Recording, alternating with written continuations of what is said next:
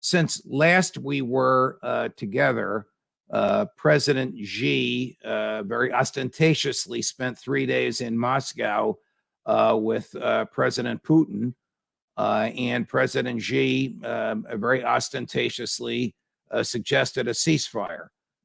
It's hard for me to believe that he would have made a suggestion like that in Moscow, in the presence of his host, in the Kremlin, without his people having run that past Vladimir Putin ahead of time. What do you think? No, you're 100% correct.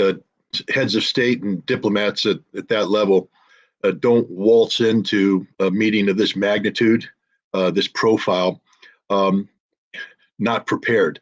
You don't walk in and say something and upset the cart. This was something that had been negotiated in advance. The text had been agreed upon, and so it's clear the Russians were willing to accept this. It's also clear that the Chinese weren't going to push the point. I think this was something the Chinese had to do because of their Westphalian principles about sovereignty, and they needed to suggest a ceasefire, and the Russians had to graciously accept the fact that the Chinese will push forward with that. But this isn't something China's going to go to the mattresses for. I believe there will be a phone call between Xi and Zelensky will be given one opportunity to agree to whatever conditions the Chinese and the Russians agree to. And if Zelensky hesitates, if the West hiccups, it's done. Let's look at the Russian side of the Xi Putin coin. Does Putin want a ceasefire? I mean, what would Putin do if Zelensky said yes? Well, that's the key. I mean, the bottom line is whatever they've agreed upon, Putin has already said, if he says, yes, I've agreed to this. And we know that the Russians have been seeking an end to this conflict from the very beginning. Remember, they're the only ones who wanted the Minsk Accords to work. It was the French, the Germans, and the Ukrainians who said it was a sham. Russia didn't view it as a sham. And Russia, when they went to war, that first month wasn't about defeating Ukraine. It's about getting Ukraine to the negotiating table. And it was Russia that's willing to sit down in Istanbul and bring an end to this conflict. It's the Ukrainian pressure by the West that backed out. And at that time, the terms of that conflict termination would have been Ukraine got to keep their army, Zelensky got to stay in government. So if Russia was willing to accept that, last April, a year ago, I would imagine that if you could bring it into a conflict that met some strict terms, it's not like he's going to give away the farm to Zelensky, but if you could bring it into this conflict, Putin would accept that. I honestly believe he would accept it. But to think that there could have been a ceasefire a year ago, 200,000 dead human beings would still be alive. I'm estimating the number of military losses on both sides, and that's probably a low estimate. It's a very low estimate, Your Honor. I would tell you that the Ukrainians have probably lost upwards of 320,000 dead, and wow. That's a realistic number. So yeah, we're talking, 400,000 lives would have been saved had this conflict been ended on 1 April. And again, it's not Russia's fault. So President Xi wants a ceasefire. President Putin has said, yeah, go ahead, ask for it. And if Zelensky says, yes, I'll comply with it. Here's somebody else who doesn't want a ceasefire. Admiral Kirby. We'd be concerned if coming out of this meeting, there was some sort of call for a ceasefire. Because right now, while a ceasefire sounds good, it actually ratifies Russia's gains on the ground. It actually serves Russia's purpose for a ceasefire to basically call a stop right now without any acknowledgement that Russia's illegally inside Ukraine. So United States will be against the ceasefire because of this principal issue or because it was proposed by China? I think I've been very clear. It's about the principle of a ceasefire called for right now, which would essentially just ratify Russia's gains. Now, Admiral Kirby is, of course, the official spokesperson for the President's National Security Council. Scott, you probably know this, but I have to underscore it. That interview took place before President Xi visited Moscow and made his statement. The United States had the temerity to say, forget about it. We're rejecting the offer before the offer is made. And of course, the offer wasn't made to the U.S. Take the ball and run with it.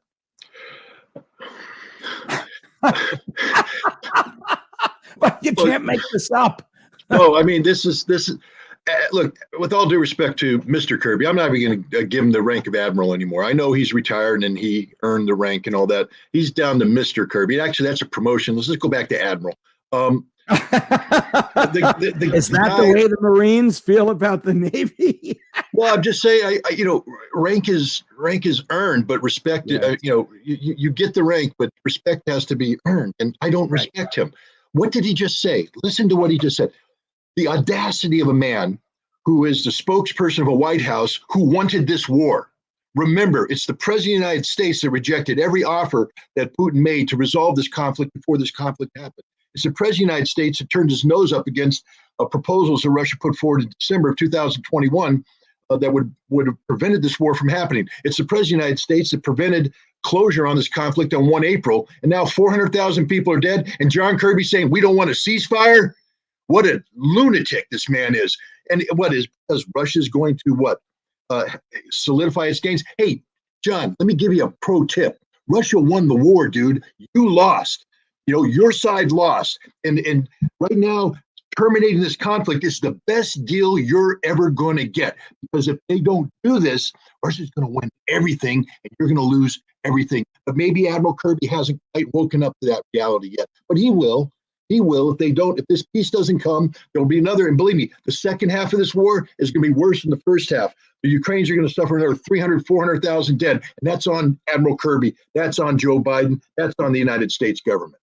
Does the United States government actually believe that it and its allies can expel the Russian military from eastern Ukraine and from Crimea? Do they? No. That's implied in what Kirby said. No, what this is actually, if you go back and take a totality of what Kirby's been doing, he's been denigrating the Chinese. The whole idea here is to drive a wedge between China and Russia. There's no way the United States believes they're going to win this conflict. The fact is, they know they're not going to win this conflict. But what they don't want is China and Russia coming together. Well, they have failed because China and Russia are together like they've never been together. And it's a whole new world. And Kirby's going to have to wake up and understand he's got to change his talking points. The other day, Judging Freedom interviewed Ed Rollins, not a military guy, a political guy. Ed managed both of Ronald Reagan's campaigns for president. I've known Ed personally, also managed campaigns here in New Jersey. I worked with him at Fox. I would call him a patriotic conservative Republican with substantial libertarian leanings. He's now deeply involved in Governor DeSantis's campaign for the Republican nomination for president and is largely responsible for talking Governor DeSantis into taking a position similar to yours, Colonel McGregor's, and mine on Ukraine. But here is Ed Rollins. I want you to comment on this, on the likely outcome of this conflagration. I don't think Russia's going to win. What I think Russia's going to do is try and solidify what they've already captured. They're not going to conquer Ukraine. And I think Ukraine would love to go fight and do some damage to Russia. That isn't going to happen. I think you're going to get into tactical nuclear weapons. I don't care who you are. I'm not a military leader, but that's just what's going to happen. I understand human nature. And Putin is not going to be the man who's going to lose Russia. And he now thinks Russia includes the provinces that they've already taken. And it'll go on for another year with a lot more bloodshed and a lot more resources. Ukraine doesn't have the resources. I think China will give Russia the resources that they need. And the other allies, Iran and the others that are dangerous allies to us, will all unify around Russia. So there you have a major Republican leader saying Russia can't lose and Putin's not going to lose Russia. It's a statement of reality. And you notice when he said it, he didn't say it with any glee in his voice. This is not the outcome he wants. So he's not there, speaking on, in a way that says, he's not saying we need to be friends with Russia. We need to be friends with China. We need to be friends with Iran. He's not saying that. What he's saying is what's happening here is reality. We have to deal with this reality and to try and push back on it. He said the right thing, means nuclear weapons. And that's suicide. So he's advising, in this case, DeSantis, that you need to come up with a realistic foreign policy. So sometimes when you're presented with nothing but bad options, pick the one that's least bad for you. And in this case, early termination of this conflict is the best, worst outcome there is. That if this thing drags on, only worse things can happen. How close are we to the serious consideration of of nuclear weapons by President Putin? Oh no, Putin's. It's not even on his. It's not even on his menu. I mean, he's brought it up a couple times just to remind the United States that, you know, don't put boots on the ground. There will be consequences. That a direct NATO-Russian conflict. Then we have these weapons over here, and they come onto the table. But as long as you leave the menu reading Ukraine only, there's no nuclear weapons. There will never be a nuclear weapon dropped on Ukraine, used against Ukraine by Russia. What the West does, different story. But Russia's happy to leave this conflict as a Ukraine-only conflict, and that's it. If NATO wants to make it something bigger, then Russia keeps reminding them that we've got additional ingredients we can throw into the stew, and you're not going to like it. What is the kerfuffle now over uranium-depleted ammunition, which the Brits have announced publicly they're sending to Ukraine? What is uranium depleted? I mean, it sounds like it's nuclear-ish, and it's caused President Putin personally to attack this and say there'll be repercussions. How dangerous is this? Is this some sort of an escalation in the quality of ammunition? Well, I mean, look, depleted uranium rounds, very dense, and when you turn them into a penetrating rod and you pack them with high explosives, you put them in a sabot, become really good anti-tank round. And we use them in our M1 Abrams. The British use them in their Challenger 2 tanks. I think the Germans may have one time used them in their Leopard tanks. The Russians, the Soviets used to have them too, because they're very good tank killers. But the Russians, again, people are going to go, Scott, you keep talking like the Russians are the good guys. Well, on this one, they are. Because around 2000, the Russians looked around, they said, we see what's happened when the NATO used 30,000 depleted uranium rounds in Kosovo, high levels of leukemia. People are starting to get cancer because they've been exposed to depleted uranium. We see what happened in Iraq, where kids are deformed, thousands of kids are deformed. So the Russians banned depleted uranium. They said, we will no longer make depleted uranium rounds because we understand it is poison to our troops, to the civilians, to the soil. And they're 100% correct. The United States and Great Britain, they suppress this data and they say, there's nothing wrong with this. Now, what the Russians said is, you guys can have it. Don't introduce it in Ukraine. We don't want that poison on Slavic soil. We don't want that poison infecting our troops, the Ukrainian people, anybody. Keep it out of here. And now what the British have done with their 14, I think they've upped it to 28 Challenger 2 tanks, is they said they're coming in equipped with depleted uranium anti-tank rounds. Is this going to be a game changer on the battlefield? No, all it means is that the poor Ukrainian soldiers who are in a tank now with depleted uranium rounds are going to die because as soon as those 28 tanks show up, the Russians will kill all 28 of them, and all the depleted uranium rounds in there will burn up with the tank. One or two may be fired, but that's it. But it's a total disrespect for the Russians, a total disregard for what they've said is an environmental issue. And the Russians are just putting a market down. Is Putin going to escalate nuclear? No. He's just saying, we're angry here, and there will be ramifications, because if they do fire those rounds and civilians become infected, Russia will have a case to say, it's on you guys. You're the one who brought that poison into this conflict. All right. So are you telling me that under President Clinton, the United States used these weapons in Bosnia, knowing that it would cause leukemia even to the people they were trying to defend? Absolutely, because in the Gulf War, this issue was raised. In the Gulf War, we had force-on-force issues where M1 Abrams fired depleted uranium rounds into an M1 Abrams with depleted uranium armor. And when those hit, it vaporized, it got into the bloodstream of our veterans, and our veterans are very sick, and they pass it on to their wives, and they have deformed children. This is fact. Now, the VA isn't allowed to say this because the United States, the second we say that depleted uranium is a poison, infects people, then we're in trouble for continuing to use it. So we've been suppressing this data forever, but we use it in Bosnia knowing this, but then we turned around and used it in Fallujah in 2004, and this is under George W. Bush, and we have condemned tens of thousands of Iraqi children to deaths where, they're born horrifically deformed. Their mothers they get cancer, the fathers get cancer, people get cancer. We know this is the case, but we don't want to talk about it because it's a matter of money. It's cheaper to make this round than it is to use tungsten, a tungsten penetrator. Is the U.S. supplying these leukemia-causing rounds to the Ukrainians, or is it just the Brits? So far, just the British. The United States, the Pentagon has come out and said that we will not be providing depleted uranium rounds too. But now that the Brits have to the Ukrainians, but now that the Brits have broken this, you have people in the Pentagon saying, "Well, we're going to reconsider this now," because it's not just the M1A1 Abrams tank that uses this. DU rounds, depleted uranium rounds, can be used on the 25 millimeter Bushmasters. That'll be on the Stryker vehicles, on the Bradleys, and so there's a lot of DU that can be out there. And if we start providing it, we are going to be poisoning Ukraine. There's no doubt about it. Here's another clip from the interview with Ed Rollins, in which he basically says, "This is not our fight." There are 30 nations in NATO.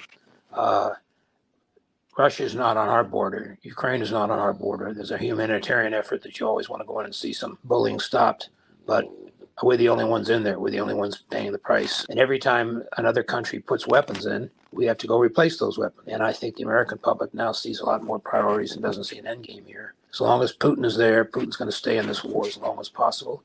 He doesn't care how many men it takes to wipe out. And at the end of the day, he's still got all the nukes. I mean, we have nukes. Ukraine has no nukes. And sooner or later, he's not going to lose Russia, and he's not going to lose the ends of Ukraine that they've captured. So my sense is building his allies with China. I sit here and I watch all these news guys basically talk about, well, what war has China ever won? Why are we worried about China? As I recall my history, which I am a historian, they did a pretty effective job on us in Vietnam, pretty effective job on us in Korea. And the Chinese army today is far greater military than it was way back when. Chinese military greater and stronger than the American? Well, it's bigger. I'll tell you, the United States cannot defeat China in a ground war, but we'd have to go there because China's not coming here. The Chinese Navy needs some improvement, but they've got some long-range missiles that are very accurate with hypersonic warheads that would sink our carrier battle groups if they got near Taiwan.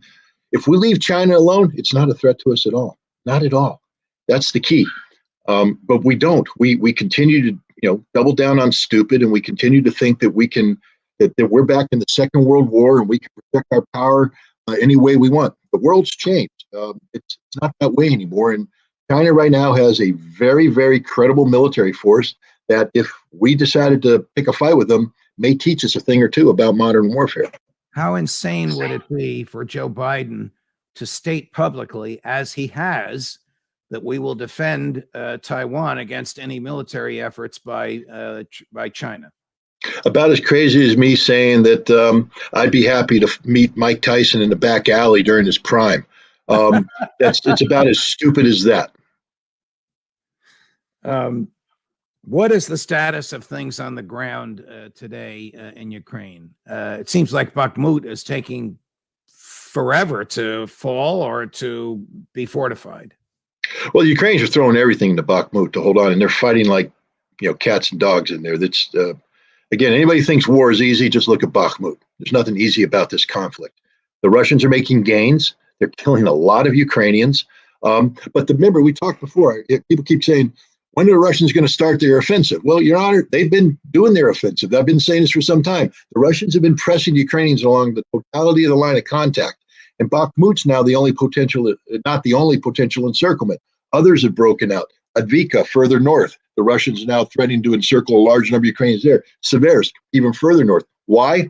Because Ukraine's putting everything into the Bakhmut fight, which means they're thinning out their ranks. And as they thin out their ranks, the Russians are taking advantage of it. What we're seeing here is the beginning of the collapse of the Ukrainian defense, the lack of cohesion, the lack of reserves. Now, the Ukrainians appear to be holding on to some of these reserves, the ones with the Leopard tanks, as they come in. They're not committing them to battle in hopes that they can, launch some sort of counteroffensive. But the key to this counteroffensive isn't just these troops, but it's artillery. And the Ukrainians, in order to do this battle in Bakhmut and elsewhere, are using up all of their artillery ammunition. And the United States and everybody's saying, whoa, slow down, guys. We don't have any left to give you. And once you use this, there won't be anything left for this counterattack you're planning. But it doesn't matter, because if the Ukrainians stop using this artillery in Bakhmut, Bakhmut falls. The front collapses, and it doesn't matter. So they're literally stuck between a rock and a hard place. There's no good option for the Ukrainians. It's called losing the war. I want to go back to China for a minute. Military leader whom you have criticized, and a lot of us share that criticism, General Petraeus, sat down with a comedian, longtime friend of mine, Jon Stewart. You tell me who is the more rational of the two in this clip. The security challenges that face us right now are more complex and actually greater than any that we have faced actually during the post-Cold War era. It's just hard to see the evidence of a learning curve manifest. It still feels like our foreign policy is everything, everywhere, all at once. Well, I think the argument there is going to be that, look, if we don't do it, someone else will. If you think of us as the guy in the circus who puts a plate on the stick and gets it spinning, the biggest plate, I think bigger than all the others together, is China. It's the U.S. relationship with China, the U.S. with our allies and partners. They help us keep some of these plates spinning. But then you have still North Korea with its nuclear program. But perhaps maybe the issue is Russia, we're not going to solve. And maybe it's American okay. Just understanding. Keep the plate spinning. Can you understand what the general was talking about? Well, you get that America's a joke. We're a circus. We're a three-winged circus. Look, this is the man, with all due respect to General Petraeus, this is the man who sat before Congress for many, many years and lied through his teeth about Afghanistan and Iraq. He lied. He's a liar. I'm not getting into any of the other stuff. I'm just saying that this is a man, when he wore the uniform, sat before the Congress of the United States and straight up lied about how we were winning, how we could win, just give me more troops, we can do it. He's a man who is about perpetuating conflict. And that's what he was saying there. It doesn't matter. We just got to keep the plate spinning. We got to keep conflict going because that's what keeps him in business. Well, General, the paycheck isn't being paid by you. It's being paid by the people who are dying. And right now, keeping that little plate spinning for General Petraeus to be entertained in this 3-week circuit is costing hundreds of thousands of Ukrainian lives. I hope the Ukrainian people were listening to this, and I hope someday Petraeus is walking down the street and he gets confronted by the widows of all the soldiers who died, and they hold him to account. Scott Ritter, always a pleasure, my dear friend. Thank you so much for joining us. Thanks for having me.